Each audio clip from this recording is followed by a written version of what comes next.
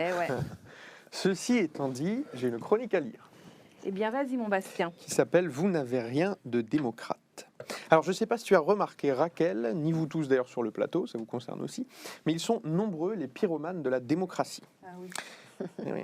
Je pense ici à toutes celles et tous ceux qui en parlent sans relâche, la portent comme un étendard, se réfèrent à elle, la citent fort, à tort et à travers pour justifier tout et n'importe quoi, mais ne font rien, concrètement rien, absolument rien, pour la sortir de l'asphyxie dans laquelle elle se trouve. Les causes sont pourtant évidentes. Conflit d'intérêts, coucou Muriel Pénicaud et le droit du travail. Trahison de la volonté du peuple exprimée dans les urnes, coucou Nicolas Sarkozy et le traité de Lisbonne. Ministre déconnecté et menteur, coucou Jérôme Cahuzac. Scandale à répétition, hello Buzyn, hello Griveaux, hello Nicolas Hulot. Petite phrase assassine et méprisante, comme lorsqu'on considère, par exemple, que les Français, qu'on emmerde d'ailleurs s'ils ne sont pas vaccinés, n'ont qu'à traverser la rue pour trouver du travail. Et j'en passe, sinon c'est beaucoup trop long, Raquel. Tout ça, évidemment, fait mourir la démocratie à petit feu, renforçant le sentiment de trahison et de déconnexion auprès des électeurs qui se demandent bien à quoi ça sert de voter, puisque ceux qui sont au pouvoir sont la corruption, sont au service de ceux qui se gavent et sont le ver dans le fruit de la belle idée qu'est la démocratie. Ainsi meurt-elle donc, la démocratie, dans le bal des incapables. Et elle meurt à petit feu, la voici à l'agonie, sous les applaudissements polis et arrogants des puissants, bien installés dans leur confortable salon, qui n'ont de toute façon jamais eu que du mépris pour tout ce qui est populaire, mépris pour l'avis de ceux qui ne leur ressemblent pas, et qu'ils jugent dès lors par essence méprisables, de mauvais goût ou négligeables.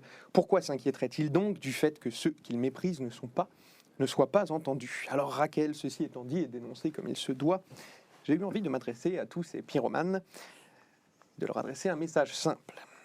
Aux gouvernants successifs, qui saignent les citoyens, gèlent les budgets, ruinent les services publics au nom d'une politique de rigueur qui ne sert que les riches, brisant ainsi toute idée de fraternité, d'égalité, au service d'une pseudo-liberté dont le sens a été dévoyé.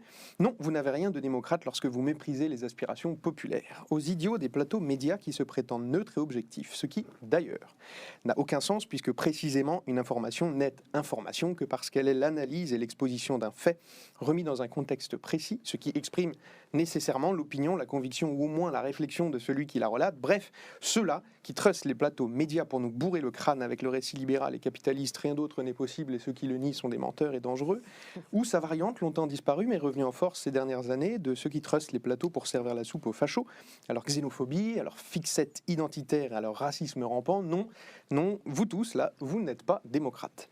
À ceux qui veulent faire taire une opinion au nom d'un extrémisme, qu'il soit politique ou religieux, non, vous n'êtes pas démocrate. À ceux qui se drapent dans une soi-disant liberté ou dans un prétendu combat contre la bien-pensance pour asséner des mensonges, des contre-vérités, des horreurs racistes, antisémites, misogynes ou toute autre forme de discrimination, non, non, non, non, vous n'êtes pas démocrate. Je rappelle ici aux débatteurs du dimanche et aux relous super aigris des repas de famille, ça c'est personnel, que le racisme, sous toutes ses formes, n'est pas une opinion mais un délit.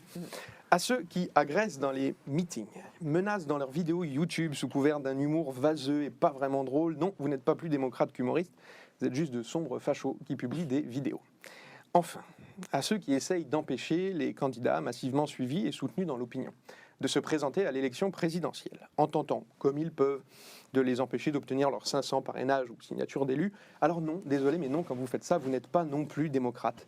Pas plus que ceux qui prétendent, toute honte bu, que la démocratie, c'est la loi.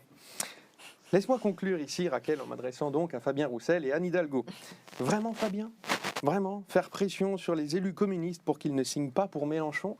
C'est donc ça, pour toi, c'est devenu ça, le respect des militants de ton parti et de leur noble combat? C'est un noble combat qu'ils mènent. Le drapeau rouge, la lutte des classes, c'est essayer d'empêcher que le seul candidat de gauche ayant la moindre chance de faire quelque chose en avril ne puisse pas être sur la ligne de départ. Question qui s'applique aussi à vous, Anne Hidalgo, que je vous vois tant j'ai du mal à vous appeler camarade. C'est donc ici le seul sens de votre combat, la retraite à 62 ans et nuire à Mélenchon? C'est pas sérieux. Félicitations à tous les deux, vous êtes dans la longue liste de ceux qui se prétendent démocrates mais agissent contre l'idée même d'une démocratie saine lorsque vous faites ça. Pour celui qui porte la voix de celles et ceux qui ont contribué à tenir le drapeau rouge, c'est une honte abjecte. J'adresse un bon courage et un soutien fraternel, en passant aux militantes et aux militants qui supportent que tout cela soit fait en leur nom. À vous deux donc et aux autres précités, précisément chacun à votre niveau, vous abîmez la démocratie.